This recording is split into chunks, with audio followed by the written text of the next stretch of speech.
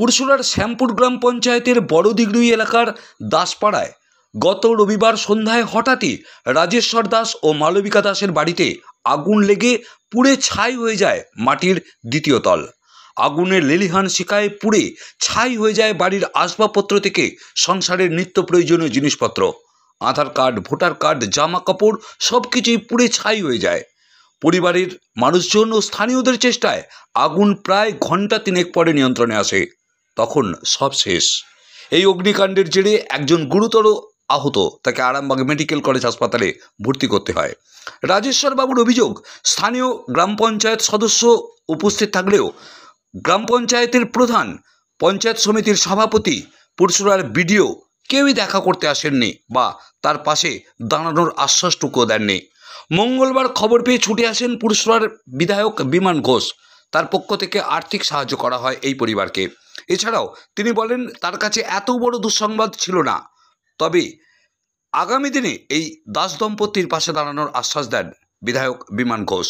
দেখুন সেই ছবি। পুরসুরা থেকে নিজস্ব সংবাদদাতা রিপোর্ট, নিউজ 7 সকাল লাইভ।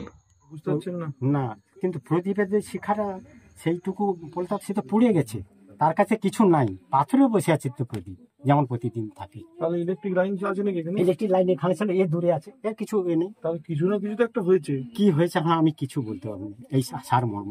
আমি প্রথম উঠে সন্ধ্যার সময় এই প্রদীপ জ্বালিয়ে সন্ধ্যা যেমন দেয় তেমন দিয়ে আমাকে খাবার দিয়ে উনি চলে গেলেন।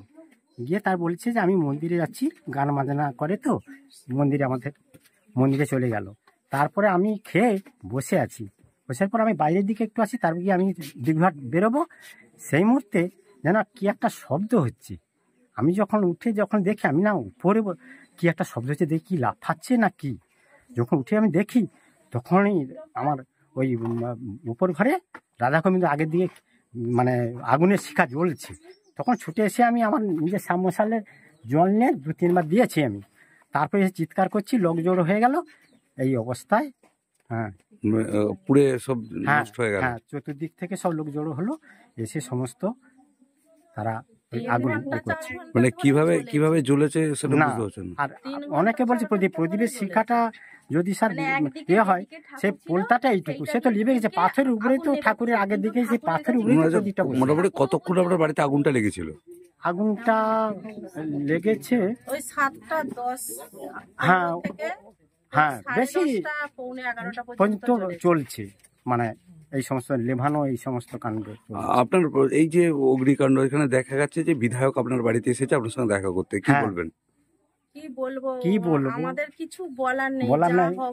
উনি যদি হয়ে গেছে, উনি যদি আমাদের প্রতি যদি কোনো সোরা যদি করে, এ পর্যন্ত আমাদের বললো, এখানে আমি বললাম আমাদের যারা রয়েছে প্রতিনিধি, তারা বলছে আচ্ছা ঠিক আছে, আমি দেখছি ভয়ঙ্কর ব্যাপার এই সামনে আছে, আর প্রধানবাবু আসবে, আর এ আসবে তোমার সভাপতিবাবু আসবে, দুজন আসবে।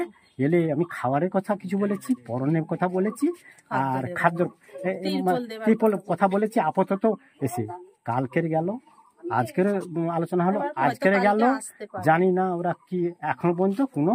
মানে এটা আপনার শ্যামপুর অঞ্চল? হ্যাঁ, শ্যামপুর অঞ্চল স্যার। প্রধান আসেননি? এবার আমি এই যদি হয় তাহলে আমি পঞ্চায়েত সমিতির সভাপতি কেউ আসেননি? না, কেউ, সবাইকে জানিয়েছেন বিষয়টা? উনি ফোন করে দিচ্ছে, সরাসরি কথা হয়েছে বলছে। আপনার নামটা কি? রাজেশ্বর দাস। এই এলাকাটা কোথায়? বড় দিগড়ি। ছিলাম বলতে আমার একটাই অনুরোধ, যে আমরা তো আমাদের মানে এই তো শরীর খেটে খাওয়ার সেরকম হয়ে নেই, কিন্তু এমন একটা কিছু করুন যেন আমরা তাতে থেকে উপকৃত হতে পারি। আর আধার কার্ড, ভোটার কার্ড আমাদের কিছুই মানে সব শেষ। ওটা একটা করতে হবে, থানায় এটা আমরা যেন উপকৃত হতে পারি। শ্যামপুর গ্রাম পঞ্চায়েতের প্রধান বা পঞ্চায়েত সমিতির সভাপতি সবই তো আপনাদের হচ্ছে এই এলাকারই লোক, তারা আপনাদের সঙ্গে কেউ দেখা করতে এসেছিলেন? না, এখানে একজন মানে সদস্য এসেছিলেন কালকে পরশু, মানে কিন্তু সেই খবর টপর দিচ্ছে, সে তো তাদের উপরে নির্ভর করবে, তারা আসবে কি দেখতে, কি করবে, তাছাড়া তো তাদের উপরে। বিডিও সাহেবকে জানিয়েছিলেন? হ্যাঁ, সব জানানো হয়েছে। বিডিও সাহেব ও তো আমাদের সামনেই ফোন করে জানালো, সেই সদস্য। তারপরেও কেউ আসেননি? না, এখনো পর্যন্ত আসেন। মানে 3 দিন হয়ে গেল। কি নাম আপনার? মালবিকা দাস। খুব দুঃখজনক ঘটনা। কি থেকে আগুন লেগেছে ওনারা এখনো বলতে পারছেন না।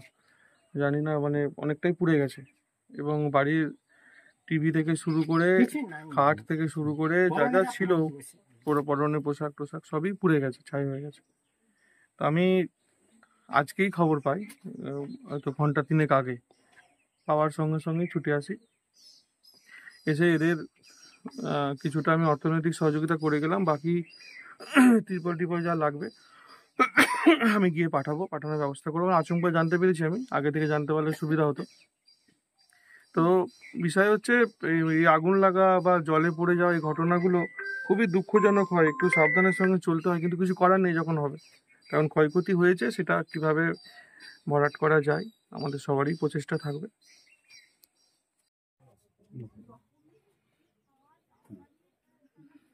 চলে যাবো, ভয় নেই, ভয় কোনো নেই।